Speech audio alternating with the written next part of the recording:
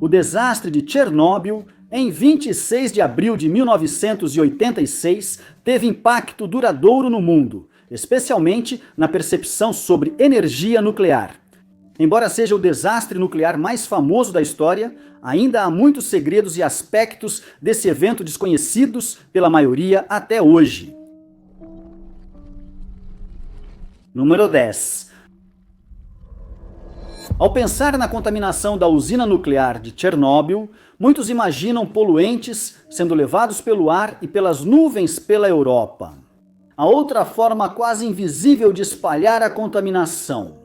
Após o desastre, engenheiros correram para proteger as fontes de água próximas a Chernobyl da contaminação do lençol freático. Chernobyl fica perto do rio Pripyat. Decisão importante dos projetistas, pois a água era essencial para o funcionamento diário da usina. Mas o Pripyat não era apenas um rio qualquer.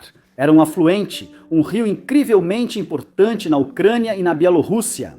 Além de essencial para a navegação, é fonte crucial de água para consumo e irrigação. Como muitos rios, o Pripyat recebe água não só da superfície, mas também de fontes subterrâneas que fluem lentamente por córregos invisíveis. Essa água carrega consigo nutrientes que se infiltraram pelo solo e quaisquer produtos químicos que possam ter sido aplicados na superfície. Uma grande preocupação após Chernobyl era que ela também levasse material radioativo. Se o rio Pripyat fosse significativamente contaminado, isso poderia significar ainda mais devastação em uma área ainda maior. Para evitar isso, engenheiros foram chamados para construir uma grande parede ao redor da usina nuclear. Essa parede tinha quase 3 quilômetros de comprimento e quase 100 metros de altura desde a sua base. Era totalmente subterrânea e hoje não é visível na superfície. A parede diafragma subterrânea foi uma enorme façanha de engenharia. Mesmo em condições normais, construir paredes para metrôs já seria difícil, mas a pressão e o perigo enfrentados pelos trabalhadores em 1986 tornaram tudo ainda mais desafiador. Até planejar a construção foi difícil. Muitos diagramas de canos e fios subterrâneos da área foram destruídos. Os engenheiros precisavam planejar considerando os obstáculos conhecidos e torcer para não encontrar surpresas na área designada. O trabalho físico começou com a escavação por camadas de solo, areia e lençol freático, até atingir uma camada de argila, que dificulta mais a passagem de água que os solos arenosos. O canal foi preenchido com uma mistura comprimida de bentonita, argila e cimento, formando uma barreira impermeável. Foram necessários equipamentos especializados. O buraco devia ser totalmente vertical e a bentonita tinha que ser bombeada imediatamente para evitar desmoronamento. O equipamento necessário não pôde ser encontrado na União Soviética e teve que ser comprado de uma empresa na Itália. Engenheiros foram à Itália aprender a operar as máquinas e os funcionários não podiam viajar para Chernobyl. Depois de meses, o esforço compensou. O muro de 3 quilômetros foi construído com poços para garantir a durabilidade do projeto. O muro passou no primeiro teste quando a forte neve do inverno pressionou os sistemas de proteção contra a água em Chernobyl. Cientistas que estudam o rio Pripyat e a água ao redor de Chernobyl descobriram que talvez todo o projeto nem tenha sido necessário. O rio foi poluído por contaminantes, mas não a um nível que torne a água jusante particularmente perigosa. Além disso, a contaminação do lençol freático não parece ser um problema significativo. Apesar disso, a maioria concordou que construir a parede subterrânea provavelmente foi a decisão correta. Em um momento em que ninguém poderia saber quais eram os riscos mais significativos, era melhor prevenir do que remediar. Número 9. Nos últimos 40 anos, a área ao redor da usina nuclear abandonada de Chernobyl se tornou algo como uma grande reserva natural não intencional. Com menos atividade humana, plantas e animais ocuparam as zonas de exclusão e espécies antes ameaçadas passaram a prosperar. E cada novo desenvolvimento de vida encontrado perto de Chernobyl é recebido com fascínio pelo mundo exterior. Muitos animais que fizeram deste lugar seu lar se adaptaram ao novo ambiente de uma forma ou de outra. Isso pode incluir mudanças físicas, como sapos com pele muito mais escura ou algo mais sutil. Há uma espécie que chamou mais a atenção do público do que qualquer outra, e uma aparente mudança visível que surgiu em outubro de 2025 virou manchete no mundo todo. Cães de Chernobyl são populares entre turistas e cientistas. Ao evacuarem cidades como Pripyat, muitos moradores achavam que voltariam em poucos dias e deixaram seus animais de estimação, inclusive cães, para trás. Acreditava-se que eles não sobreviveriam por muito tempo na zona radioativa, mas os cães sobreviveram. Atualmente, há cerca de 700 cães na zona de exclusão. Muitos são amigáveis, tendo aprendido a esperar comida dos turistas, mas outros são mais cautelosos com interações humanas. Organizações como o Grupo Cães de Chernobyl cuidam dos cães, capturando-os para vacinação, oferecendo cuidados de saúde e evitando que se reproduzam. Cientistas também trabalham com as organizações para estudar o impacto que o ambiente tem na saúde desses animais e quaisquer mudanças genéticas que ocorreram ao longo das gerações. Cientistas observaram que agora existem marcadores genéticos distintos que diferenciam os cães de Chernobyl daqueles que vivem fora da zona de exclusão. Se isso se deve à proximidade da radioatividade ou simplesmente ao isolamento deles, ainda é desconhecido. Em outubro de 2025, Cães de Chernobyl postou uma foto nas redes sociais que parecia mostrar uma mudança mais óbvia. A foto mostrava um cachorro de pelo azul brilhante. Alguns duvidaram da autenticidade da imagem, mas a organização garantiu que era real. Era improvável que a cor estranha do pelo estivesse ligada à radioatividade. Pessoas que viram os cachorros dias antes não notaram nada anormal no pelo. Ao analisar onde as fotos foram tiradas, a organização achou que havia descoberto a causa do pelo estranho. Ali perto havia um banheiro portátil antigo. Apesar de ninguém ter visto, tudo indicava que a explicação era mais simples do que parecia. O sistema químico dentro do banheiro estava vazando um fluido azul usado para tratar esgoto. O cachorro simplesmente estava rolando no produto químico que acabou tingindo o pelo dele com aquela cor estranha. A organização afirmou não esperar danos aos animais, exceto se lambessem todo o pelo até limpá-lo. Em poucos dias, o pelo azul desbotou e o problema pareceu se resolver sozinho. Número 8. O botão desligamento de emergência 5, o equipamento mais famoso da usina nuclear de Chernobyl, causou o desastre em 26 de abril de 1986. Sua função era inserir hastes de controle no reator 4 para interromper a reação. O desligamento de emergência 5, geralmente automático, foi acionado manualmente em um teste de queda de energia, com as medidas de segurança desativadas. A 1H23, o botão foi pressionado. As hastes de controle desceram 1/3, mas uma falha fez as pontas de grafite chegarem ao núcleo antes, deslocando a água e aumentando a reação antes da entrada total do boro absorvedor de nêutrons. O calor danificou os canais, bloqueou a descida das hastes e causou a fusão do núcleo. Uma teoria diz que o botão foi pressionado 2 vezes. O teletipo registrou proteção de emergência às 1H23 e 2 segundos depois, um segundo sinal de proteção de emergência incompleto. Alguns sugeriram que poderia ser o desligamento de emergência, a desconexão da bomba d'água ou uma falha, mas especialistas acreditam que foi um segundo sinal desligamento de emergência, 5. A teoria sugere que o operador soltou o pulo-botão momentaneamente, seja acidentalmente ou com a intenção de apenas limitar a reação antes de pressioná-lo novamente. Soltar o botão impediria as hastes de descerem totalmente, contribuindo para o desastre e explicando o relato de uma explosão antes do horário oficial. A teoria transfere a culpa da falha de projeto do reator para o erro humano, mas o relatório oficial afirma que as hastes se moveram por 8 segundos, descendo 1/3 do caminho.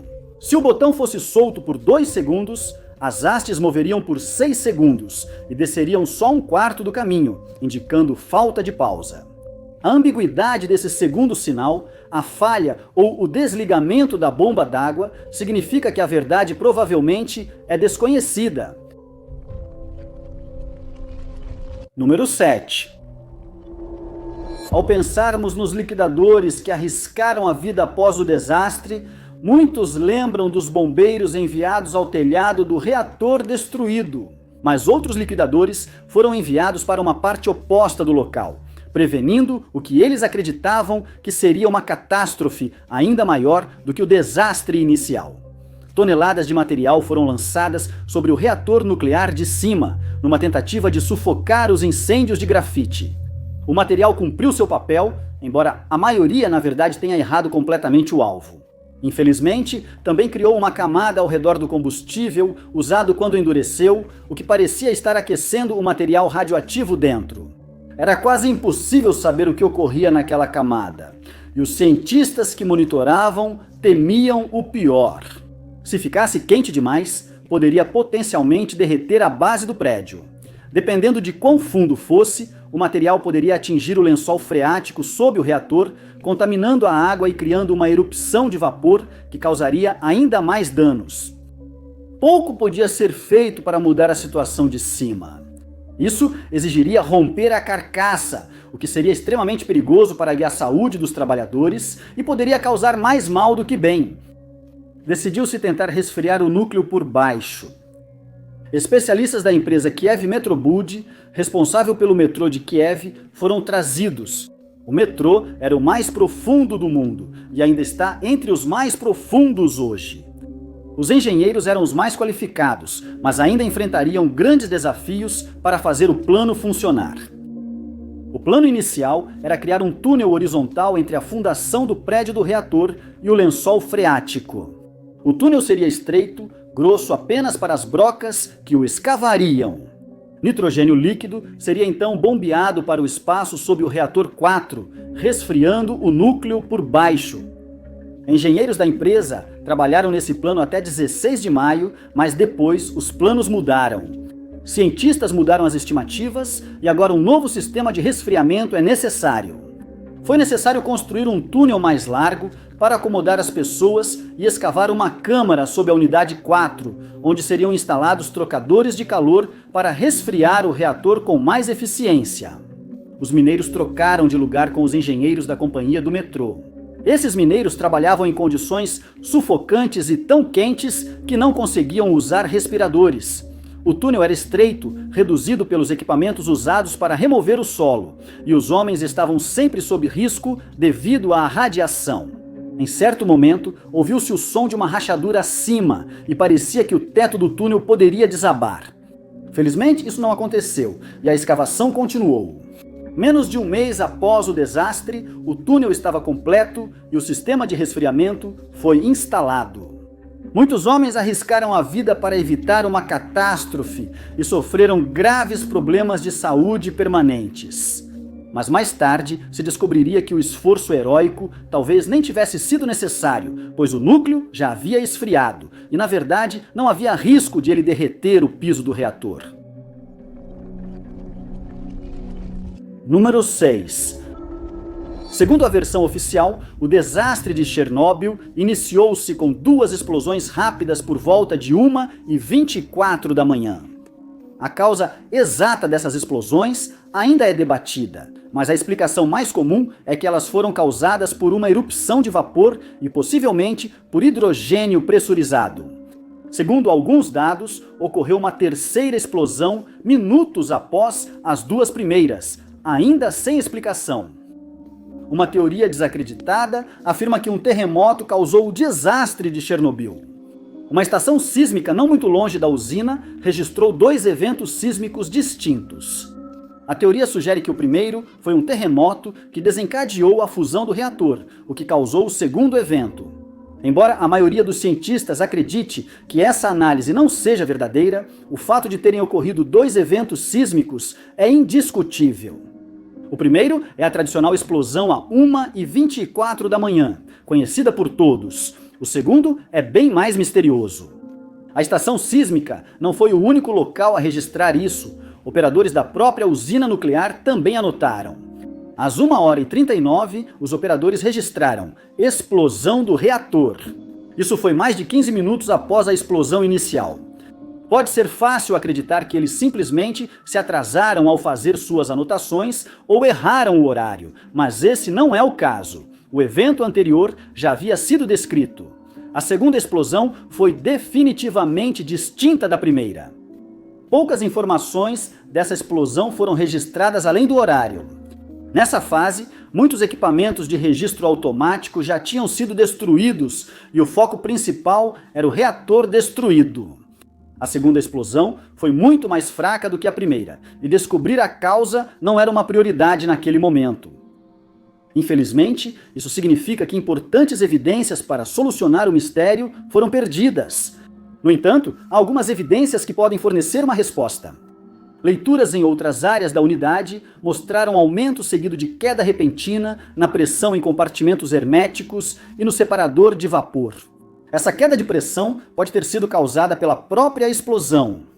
Se a explosão danificou os compartimentos herméticos, o gás acumulado seria liberado de repente. Também é possível que o aumento da pressão tenha causado a explosão.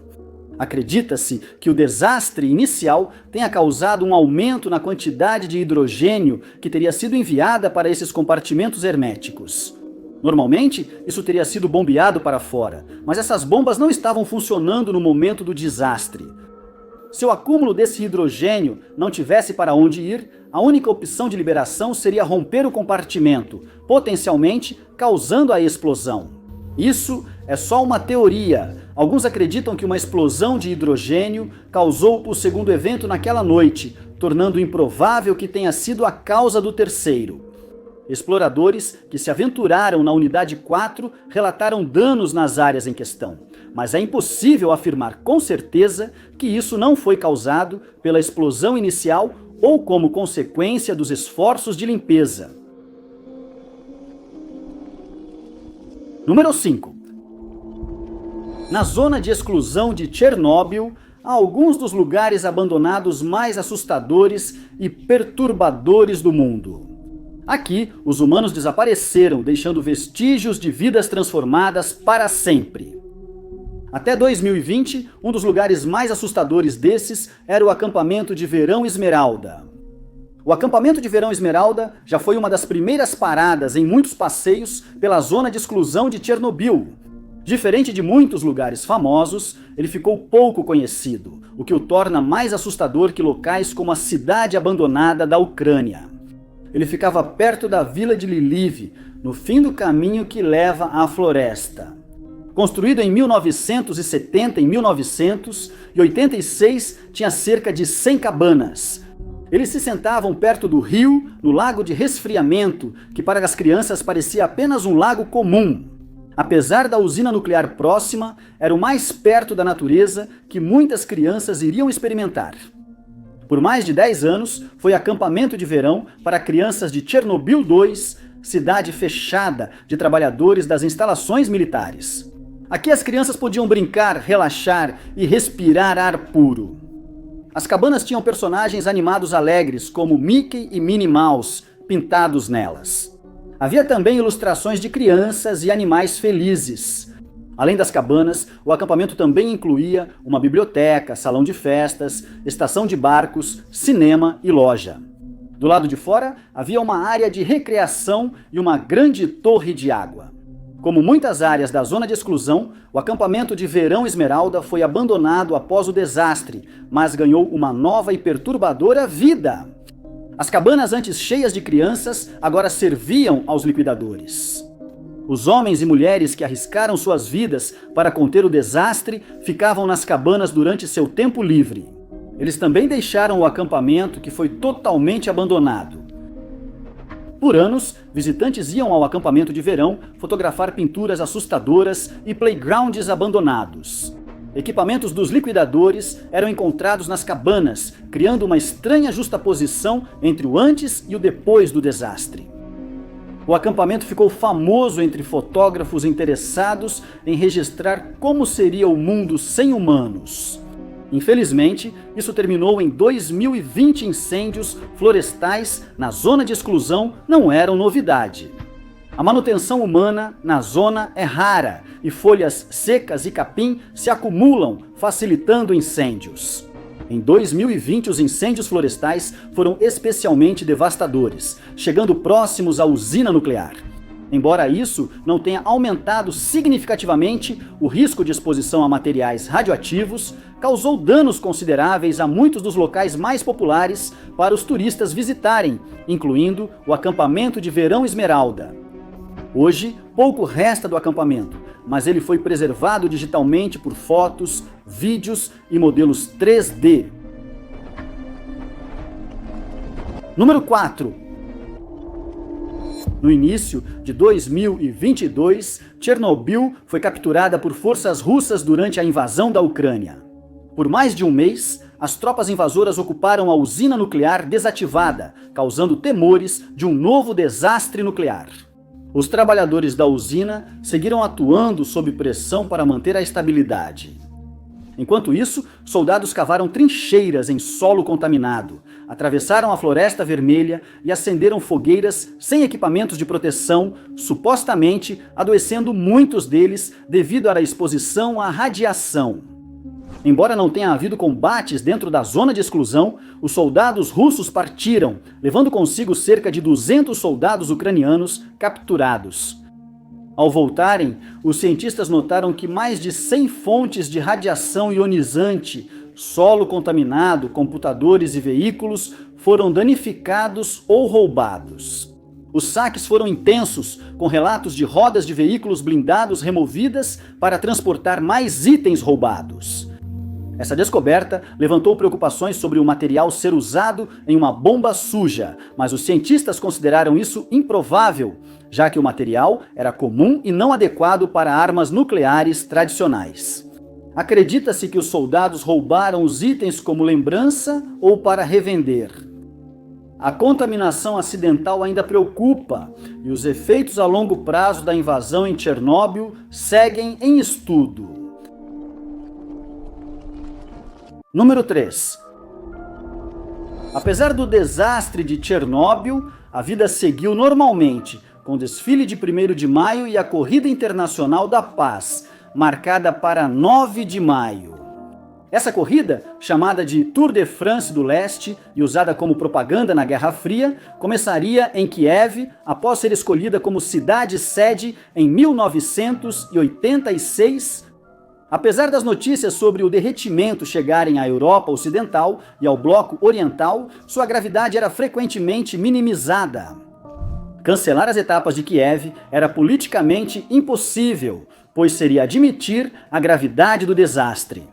Enquanto muitos competidores da Europa Ocidental se retiraram, vistos como exagero político, ciclistas de países comunistas foram pressionados a competir para avançar na carreira e evitar represálias políticas. Um ciclista tchecoslovaco, Vladimir Kozarek, que adoeceu, foi submetido a testes rigorosos para provar que não estava fingindo e depois foi isolado, perdendo grandes eventos. 64 ciclistas participaram da Corrida da Paz de 1986, vencida por Josef Rejek, que depois adoeceu sem que os médicos conseguissem descartar ligação com Chernobyl. Mas testes de radiação durante o evento sugeriram que os níveis de radiação em Kiev não eram maiores do que os da Polônia, indicando que a corrida pode ter sido menos perigosa do que se temia. Número 2. O impacto do desastre nuclear de Chernobyl alcançou muito além da Ucrânia e da Bielorrússia. Na Suécia, o mundo soube pela primeira vez do acidente e aqui vivem algumas das pessoas mais afetadas fora da União Soviética. O desastre espalhou material radioativo por grande parte da Europa, chegando até o Reino Unido, onde ovelhas tiveram que ser monitoradas por décadas após o desastre. Mas ao norte, na Escandinávia, as coisas eram ainda mais preocupantes. A chuva que caiu no sul da Suécia e da Noruega trouxe consigo césio radioativo, um material que tem uma meia-vida de 30 anos. o governo impôs restrições rígidas a alimentos possivelmente contaminados por material nuclear. O nível de radiação permitido nos alimentos era tão baixo que uma enorme quantidade de produtos teve que ser descartada.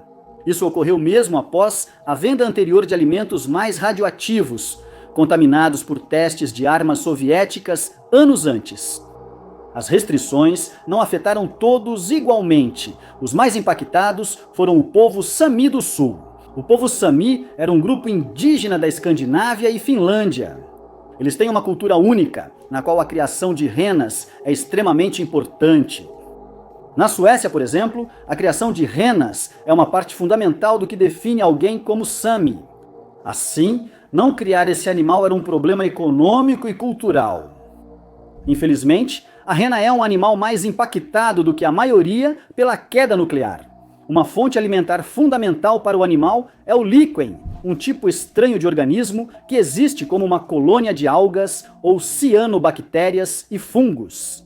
Normalmente cresce em árvores, mas não é uma planta, não tem raízes. No sentido tradicional, absorve nutrientes do ar. Também absorveu o césio radioativo. O líquen leva décadas para crescer. Teoricamente, a grama contaminada com césio poderia ser removida e, se fosse colocado solo não contaminado, levaria apenas um curto período de tempo até que grama não contaminada estivesse crescendo. Isso não seria possível com o líquen. Dada a importância da rena para o povo Sami, os governos da Suécia e Noruega ofereceram compensação pela carne de rena que não pôde ser consumida. As pessoas foram incentivadas a cuidar dos animais, mesmo sabendo que não poderiam consumir sua carne. Em vez disso, a carne era simplesmente enterrada ou servida como alimento para raposas e visons em fazendas de peles. Alguns tentaram adaptar suas técnicas de criação, trazendo ração de outras regiões para tentar limitar o consumo de líquen. O abate acontecia em diferentes épocas do ano, quando a radioatividade estava no mínimo, mas isso muitas vezes significava que não havia tanta carne disponível. Mesmo com esses métodos, ainda houve um grande impacto na vida dos Sami do Sul. Os pais normalmente enviavam carne para os filhos, que estavam longe, estudando, como uma forma de manter os laços com suas casas. Esses laços só eram iguais se a carne viesse dos rebanhos das próprias famílias. Além disso, a rena era usada para muito mais do que carne. Chifres, cascos e outras partes serviam para caldo, ensopados ou linha de roupas. Os pais não podiam ensinar práticas tradicionais aos filhos, o que os fazia depender de fontes externas para itens normalmente obtidos das renas. O povo Sami do Sul se adaptou bastante ao impacto do desastre de Chernobyl. As renas ainda são pastoreadas e, em muitos lugares, a carne agora pode ser consumida, mas o impacto do desastre provavelmente será sentido por muitas gerações. Número 1. Embora os incêndios iniciais de Chernobyl tenham sido apagados no início de maio de 1986, um segundo incêndio irrompeu dentro da unidade 4 em 23 de maio, quase um mês após o início do desastre. O segundo incêndio foi mantido em segredo pela União Soviética por mais de uma década. Antes das 2 da manhã, funcionários que inspecionavam danos no salão sul das bombas encontraram um incêndio provavelmente causado por cabos elétricos após a energia ser restaurada na unidade 4. 9 departamentos de bombeiros e 138 bombeiros, liderados por Vladimir Maksimchuk, responderam ao chamado. Ciente do perigo da radiação, Maksimchuk criou um sistema em que equipes de 5 homens trabalhavam só 10 minutos por vez para reduzir a exposição. Levou meia hora para encontrar a fonte, fios incandescentes que haviam incendiado material inflamável. Devido a problemas de acesso, espuma foi usada para sufocar o incêndio. O incêndio foi controlado com poucos feridos, apenas um homem quebrou a perna. Maksimchuk foi criticado por táticas não convencionais que depois influenciaram procedimentos futuros de combate a incêndios em ambientes perigosos. Mesmo protegendo seus homens, Maksimchuk ficou no local todo o tempo e recebeu dose bem maior. Segundo relatos, ele ficou até desmaiar e foi hospitalizado. As autoridades soviéticas encobriram o incêndio e a doença de radiação de Maksim Chuk para ocultar um segundo incidente logo após o primeiro. Maksim Chuk seguiu sua carreira, mas faleceu em 22 de maio de 1994, provavelmente por complicações causadas pela exposição. Muito obrigado por assistirem, pessoal! Se vocês gostaram deste vídeo, não esqueçam de clicar no botão de curtir. E também não se esqueçam de se inscrever e ativar o sininho para ficar por dentro de todos os nossos próximos vídeos. Sou Tainox e nos vemos no próximo vídeo.